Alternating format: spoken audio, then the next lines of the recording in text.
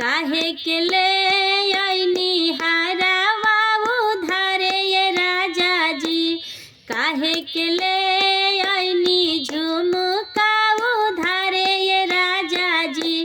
कि रोज दुआरा सोनरा बोलिया बोली बोली जाला ये राजा जी।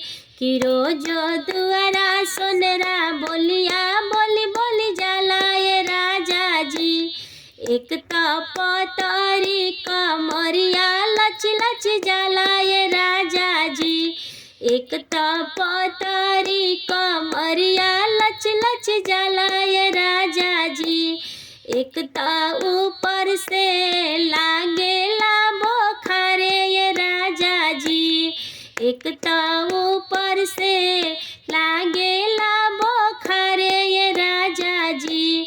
काहे के ले आईनी लहंगा उधारे ये राजा जी।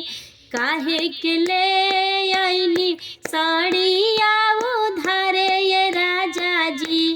कि रोजे दुआरा बजा जवा बोलिया बोली बोली जाला ये राजा जी। कि रोजो दुआरा बजा जवा बोलिया बोली बोली जाला ये राजा जी। एक तो पतरी कमरिया लच लच जाला ये राजा जी।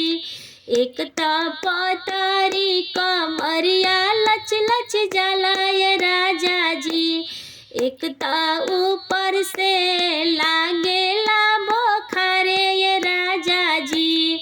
एक तो ऊपर से लागेला बोखारे ये राजा जी। काहे के ले आईनी झुमका उधारे ये राजा जी। काहे के ले आईनी झुमका उधारे ये राजा जी। कि रोजो सोनरा बोलिया बोली बोली जाला ए राजा जी।